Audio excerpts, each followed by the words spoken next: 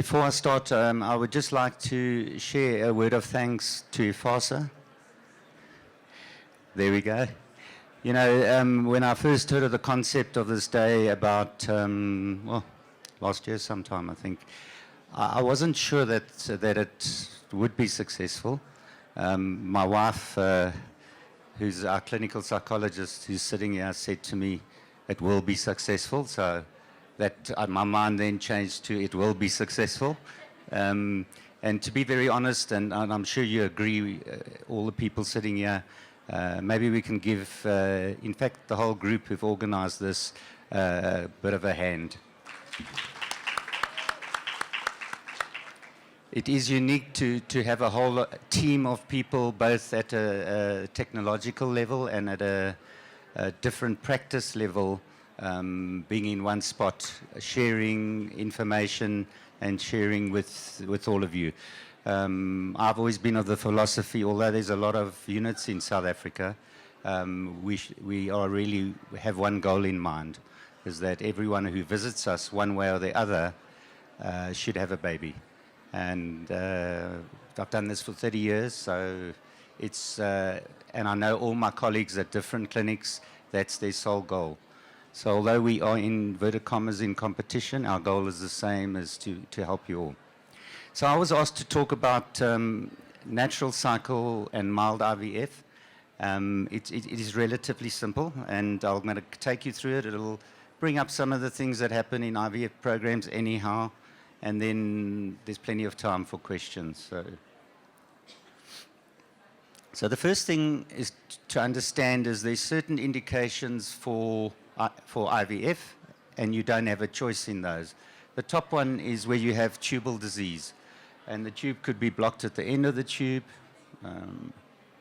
over there. It can be blocked where the tube goes into the uterus, or you could have had a previous sterilization. Generally, in tubal disease these days, in modern tubal disease, we tend to do IVF as opposed to repairing the tube. Repairing tubes doesn't give you good results. Having said that, if you've had a reversal, there are still a few doctors who are really good at reversing previous sterilizations if a clip has been put on the tube and it hasn't been cut. The other importance here is if you have a blocked tube at the end of the tube like that, remember that if that is found in any of you, that tube needs to be removed.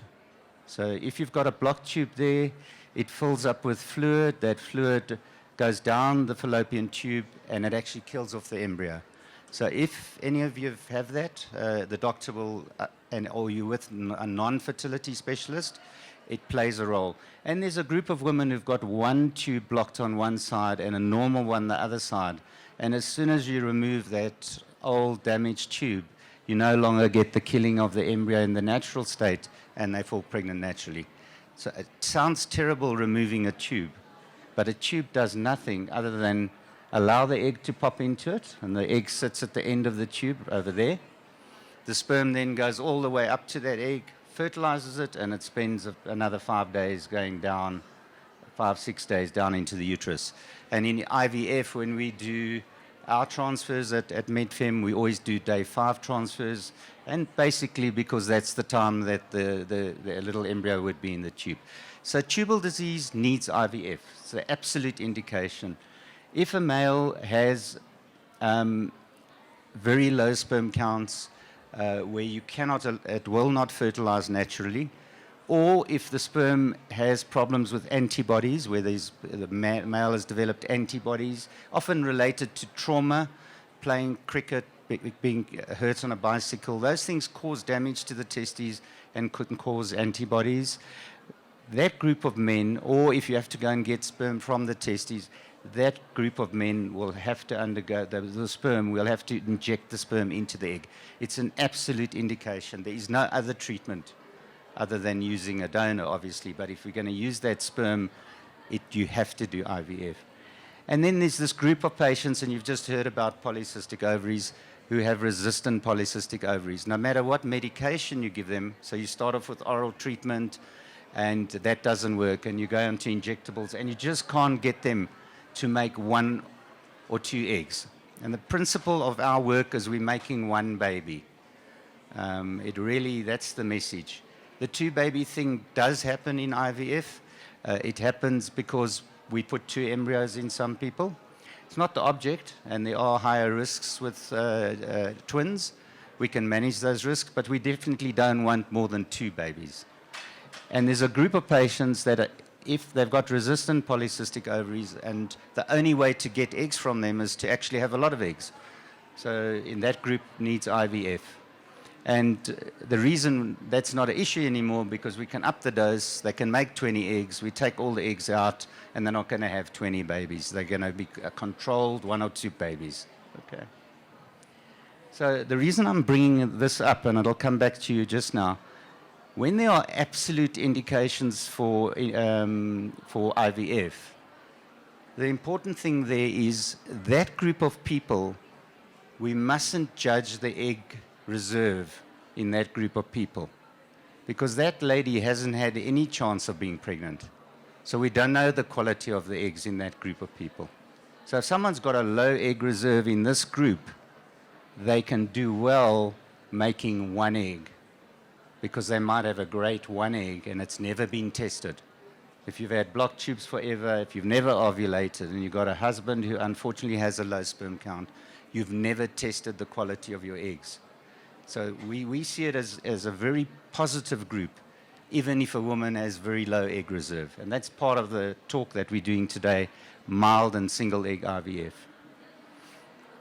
Other indications for IVF, if you've had inseminations for any reason, and you have repetitive failed cycles, our particular unit, I'll go back there.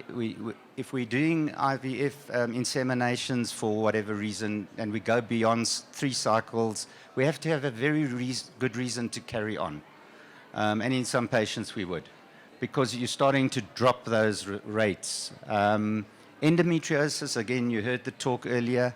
If a patient has severe endometriosis, often that becomes an absolute indication, their tubes are not right, etc. But other endometriosis patients, if you have recurrent failures of your simple techniques, you will have to do IVF. We do put a lot of emphasis on what we call cervical mucus. Cervical mucus is the mucus that's made during ovulation. It usually kicks in on about day 8 in a very fertile woman, and goes on to about 36 hours after ovulation. It's probably the biggest cause of infertility that we see, and a lot of the patients in that group also have some form of polycystic ovaries. The problem with mucus, it's like having your natural contraceptive. It's like having something that every time you have intercourse in someone who's got a good ovulation, good uterus, you've cleaned up the endometriosis, the husband's sperm's perfect, but it's not going anywhere. So you could argue, why don't you just put it in the uterus? The problem in that group, often the uterine environment, sorry, I keep doing that, the uterine environment is also not good, and the tubal environment is not good, and you'll end up having to go through IVF. Now, this big thing about reduced egg reserve, and the test that you have done is called the anti-Müllerian hormone, or AMH, and it's a level of giving you an indication of how many eggs are left in the ovary. If you look at the left one there, you can see there's plenty of those little primary follicles on the left. The middle one has less, and the right one has almost nothing. So if we do full IVF on this patient here and give them high doses of drugs, they're going to make 1 or 2 eggs. So why are we giving them all these drugs? And we are of the opinion at MEDFEM that if you do that, you're actually overdosing those eggs and you're creating poor eggs. So we know from that level that that patient's going to make 1 or 2 eggs. So let's get 1 or 2 eggs and create an environment for the patient in terms of health, lifestyle, stress management, eating properly, getting cigarettes away, getting your diet right. Critical. Do all those necessary things. Get the thyroid right, insulin right, prolactin right. Make sure if there's endometriosis, it's been managed. And then go ahead and aim for 1 or 2 eggs, especially in the patients who had that absolute indication where they have not tested their eggs. You cannot predict it. There are women of 49, 50 having babies naturally in the world with their own eggs, without a fertility problem. How can we judge an egg that's never been tested? So what's the norm? Hyperstimulated IVF is the norm, in our opinion, if you have a normal egg reserve. And why do I say that? The object of it is to get 10 to 15 eggs. And that's not the discussion, but I just want to take you through so you understand the difference. You want to get 10 to 15 eggs from that. You want to fertilize all the eggs. You want to get as many embryos as possible. And the pregnancy rate per aspiration. So because you've got a lot of eggs, the pregnancy rate per the times that you've removed those eggs will be higher because you'll have more embryos. And just to put it in at this moment, embryo, if you don't fall pregnant with IVF, the majority of the time, if you've been worked up properly and had all the necessary investigations, and we know that it's not your immune system, and we know that your uterus is all right, and we know that your environment's all right, then at the end of the day, my train of thought went for a second there. I got a 10-minute signal there, and my train of thought went. So just to announce, I got 10 more minutes. Okay. Pregnancy rate per aspiration is higher, because if I've got 6 embryos and I'm putting 6 embryos back in time, I'm going to have a better rate. So your cost for that at the end of the day is actually lower than doing recurrent small IVFs. But let's go through the mild stimulations. I'm not going to go through all of that, but you can say, yeah, it's just quickly, we've said it, resistant polycystic ovaries, male factor, absolute. If you've got enough eggs, it's better to have the numbers. By having numbers, you've got better choice, and by having better choice, you've got a better result for that one aspiration. We would like everyone to fall pregnant with one aspiration, obviously. It's a goal that we want. It's not nice to have failed IVFs. But if IVF fails, it's mostly the embryos. So if you have more embryos to put back later, that's great. So when do we do mild IVF, and what does it mean? So if you've got low egg reserve, like I said, we're going to use either low stimulation, don't aim for a lot of drugs, don't overdose the egg, or we'll do natural cycle IVF, and we'll go through it in a few seconds.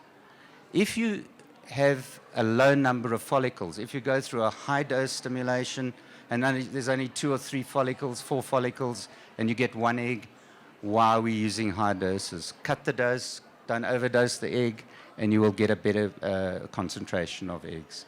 And the last one, if you're getting poor embryos, so sometimes you find that you're giving these dosages, you get a lot of eggs but no normal embryos. And in that group of people, especially in polycystic patients, we've realized that you need to cut the dose, bring it right down. Even get 2 or 3 eggs, you have a better chance of getting a normal egg in that group of people. There's also a low-cost IVF, and I've got nothing against this. Some units are doing that, where they'll say to the patient, we're going to do a low-cost IVF, we're going to give you some oral medication, we're going to aim for 2 to 3 eggs, we're going to get 1 or 2 embryos, we're going to usually transfer on day 3 because you don't need to keep it in the lab for another 2 days, and we're going to put it back. So your costs in terms of drugs, in terms of not having to go through an extra 2 days in a laboratory, which costs a lot of money. To grow 2 embryos in a lab for 2 more days, there's a big cost to that in terms of the culture medium, in terms of what's going on. And I believe that's not a bad option, especially if you've got what I call absolute indications, where you haven't had those eggs tested. So the problem with that, you don't have a backup and you'll have to go through another cycle later. But so long as you've been counseled fine, there's no harm to that. It's not something we do routinely, but it is offered, and I have no problem with that with some units.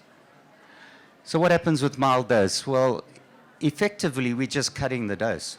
So we're aiming for 2 to 6 eggs, and that's what we will normally get.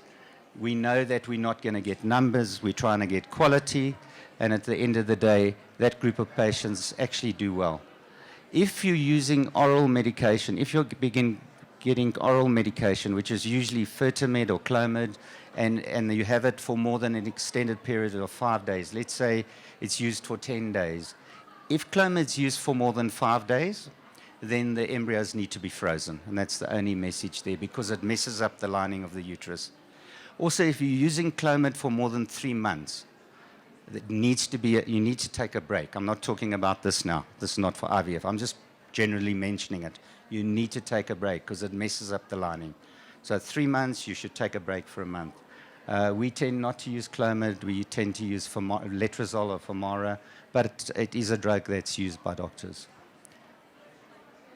Natural cycle IVF, this is for patients who have previous poor results in hyperstimulated or mild cycles. So all the things we spoke about, if you can't get a good egg, there's still the option of a natural cycle IVF. Again, very good results if there's that absolute indication where you haven't had the eggs tested. And how do we do it? First of all, it can only be done if you've got a natural cycle, if you've got absolutely normal physiology. Does the egg develop properly? Is the uterus developing at the right time? Do you have good mucus at the time of that? Are the hormones right? And we can see that physically by doing a scan on you. So what happens, we look for the follicle. You can see the big black circle, that's a dominant follicle.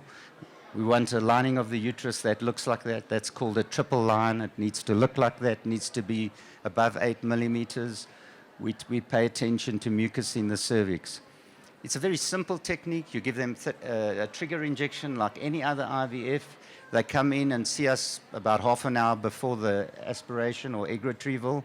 We make sure that the egg hasn't released. Because it's a natural cycle, we do use a trigger.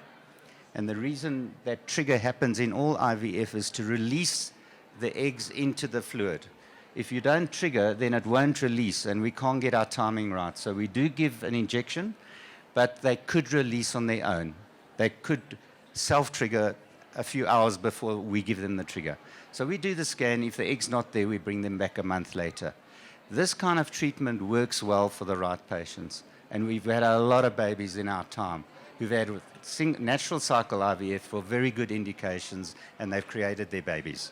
And at the end of the day, it is a worthwhile thing before you give up. And again, I'm going to make the message from my point of view, our point of view at MEDFEM, low egg reserve doesn't mean you can't have your own eggs. It doesn't mean that you have to do donor eggs. You need to exhaust these things, and it's given a lot of people. It's very psychologically difficult because they might come there and it's released itself, or when you go in, there's a 10% chance that'll be an empty follicle. Does that mean there's something wrong with that patient? Absolutely not. People don't fall pregnant every month trying the first time. In fact, the average time to pregnancy under 35 is more than 3.5 months. And it's that because the other months, the eggs were not good. And the embryos were abnormal and they were kicked out. So nature, mostly in humans, makes poor embryos. And you've got to wait for the right one to get the outcome. So in summary, natural IVF, very simple. You do a scan, you give an injection, you bring them in, you take out the egg, and the rest is the same. We grow it always to day 5. In our practice, we grow to day 5. If it doesn't make day 5, we're very confident of our culture techniques, then there's something wrong. And I'd rather know there's something wrong than put it back in someone and they're not pregnant. But that's just a personal thing for MEDFEM. Modified natural, we sometimes add in some medication with the natural, so we'll see them on day 8, add in some injections just to get control of the ovulation. Mild IVF, you use low doses, you're aiming for 2 to 6 eggs, and then your hyperstimulated IVF, you full dosage, and that's the recommendation generally if you can, from an affordability, if you're going through IVF, in the long run, have the numbers, have security, have frozen embryos. If you fall pregnant the first time, you've got your frozens for the next time, and that's my talk done. So happy to answer any questions.